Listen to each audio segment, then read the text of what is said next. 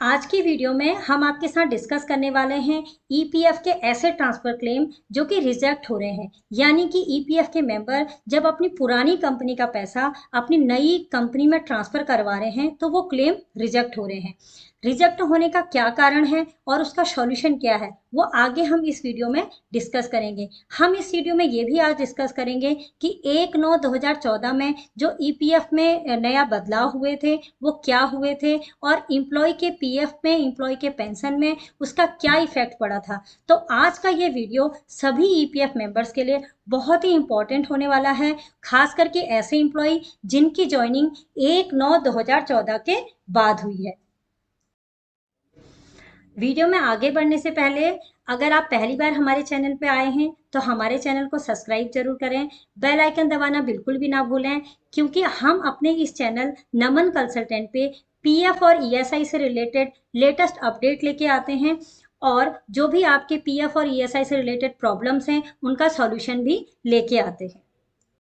तो transfer claim reject होने का कारण समझने के लिए हमें समझना होगा 29 अगस्त 2014 को जो गैजेट नोटिफिकेशन आया, इस गैजेट नोटिफिकेशन में कुछ चेंजेस किए गए जिसका इफेक्ट आपकी पेंशन पे पड़ा।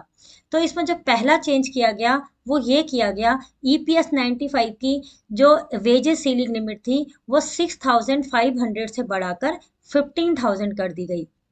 और भी ऐसे चेंज किए गए जैसे कि आपका पेंशन का फॉर्मूला चेंज किया गया। उसके बारे में हम आने वाले नेक्स्ट वीडियोस में डिस्कस करेंगे। आज हम इस टॉपिक को कवर नहीं कर रहे हैं।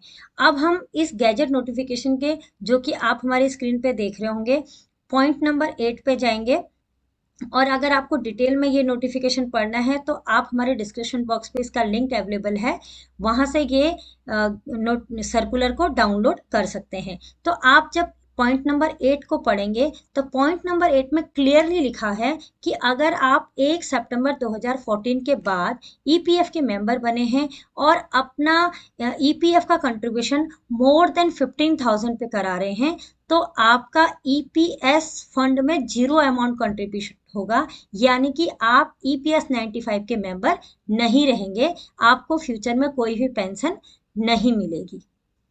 आगे इस वीडियो में हम ईपीएफ के कंट्रीब्यूशन को समझेंगे।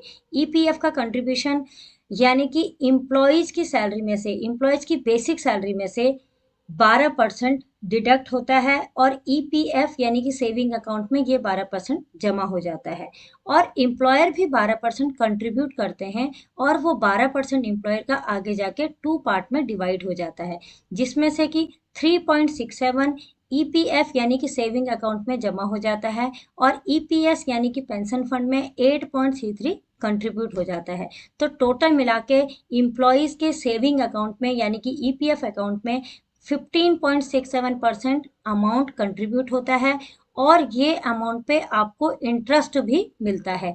और जो 8.33% यानी कि पेंशन फंड है, इस फंड में आपको इंटरेस्ट नहीं मिलता है और इस पेंशन फंड से फ्यूचर में आपकी पेंशन बनती है। और आज का जो हम ये केस है, ये जो हमने ग्राफ चार्ट है स्पेशली उन मेंबर्स के लिए ये बना रखा है जो कि 1 सितंबर 2014 के बाद ईपीएफ के मेंबर बने हैं, क्योंकि 1 सितंबर 2014 के बाद जो एक गैजेट नोटिफिकेशन आया था और अभी जो गैजेट नोटिफिकेशन को हमने देखा था जिसमें पॉइंट नंबर 8 है, उस पॉइंट नंबर 8 के हिसाब से ही हम ये ग्राफ चार्ट को समझ रहे हैं। तो ये जो कंडीशन है, जो एम्प्लॉयर का जो कंट्रीब्यूशन ईपीएफ और ईपीएस में जा रहा है, ये तभी एप्लीकेबल है if PF contribution up to 15,000 wages, यानी कि जो सीलिंग लिमिट ये गैजेट में डिफाइन की गई है 15,000, इस सीलिंग लिमिट से कम अमाउंट पर या फिर अप टू 15,000 पे, यानी कि सीलिंग लिमिट पर अगर आप पीएफ का कंट्रीब्यूशन कर रहे हैं तभी आप ईपीएस के मेंबर बनेंगे यानी कि पेंशन के हकदार बनेंगे। अदरवाइज आपको पेंशन फ्यूचर में नहीं मिलेगी। ये आपका केस नंबर 1 है। अब हम स्लाइड 2 में जाते हैं। स्लाइड 2 में दूसरी कंडीशन को समझते हैं। अब ये हमारे पास दूसरी स्लाइड है।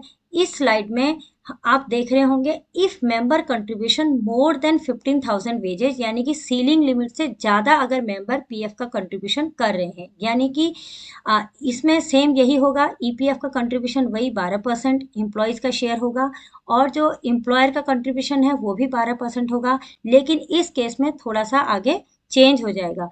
जो ईपीएस का कंट्रीब्यूशन है वो 0 होगा और जो पूरा पूरा एम्प्लॉयर का 12% है वो अगेन ईपीएफ यानी कि सेविंग अकाउंट में कंट्रीब्यूट हो जाएगा।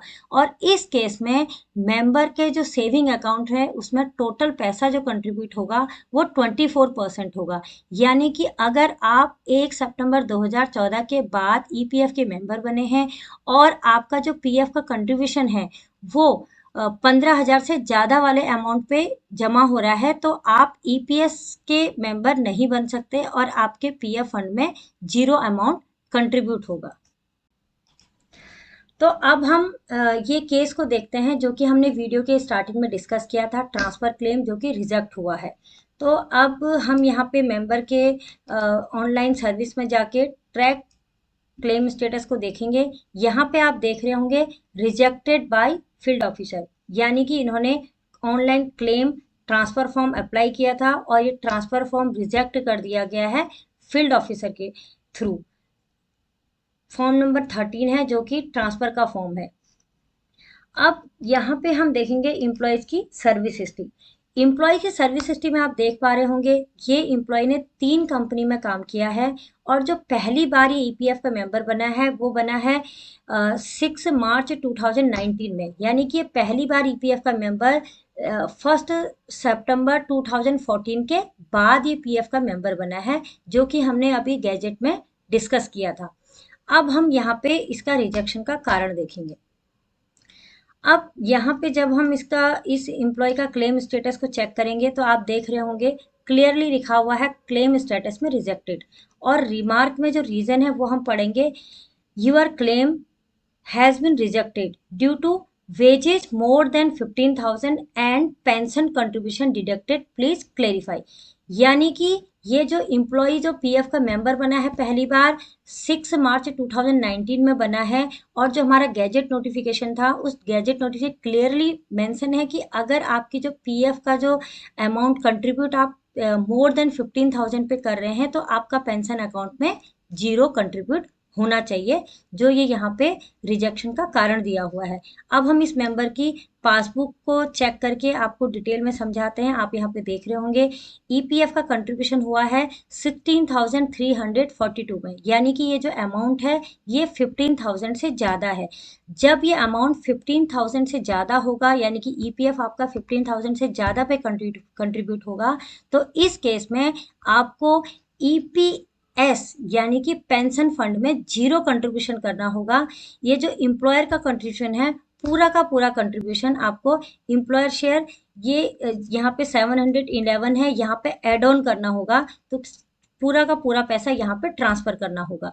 अब जो हमारा ये क्लेम रिजेक्ट होगा है इसका एक ही सोल्यूशन है, ये मेंबर को अपने प्रीवियस एम्प्लॉयर के साथ कांटेक्ट करना होगा, अपने एचआर से कांटेक्ट करना होगा, और एचआर से के थ्रू एक एप्लीकेशन जाएगी ईपीएफओ डिपार्टमेंट में लेटर हेड पे। उस एप्लीकेशन में ईपीएफओ डिपार्टमेंट से रिक्वेस्ट करनी होगी जो गलत ईपीएस अकाउंट में यानी कि पेंशन फंड में जो गलत कंट्रीब्यूशन हो गया है, यहाँ पे जो आप इस पासबुक में मेंशन है 1250 रुपये, ये वापस से आपको ईपीएफ में डालना होगा यानी कि सेविंग अकाउंट में। ये इस तरीके से एक एप्लीकेशन बनेगी, एचआर से आप कॉन्टेक्ट करें, तभी आप अपना जो पुरानी कंपनी का पीएफ का अमाउंट है वो आप नई कंपनी की पासबुक में ट्रांसफ़र कर पाएंगे।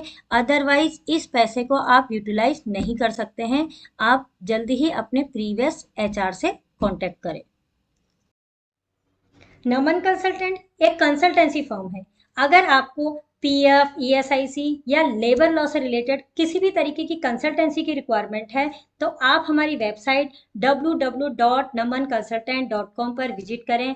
वेबसाइट में अवेलेबल फ़ोन नंबर पे कांटेक्ट करें, या फिर अगर आप विजिट करना चाहते हैं तो वेबसाइट पे अवेलेबल रजिस्टर्ड ऑफिशियल एड्रेस पे आप विजिट कर सकते हैं। Thank you.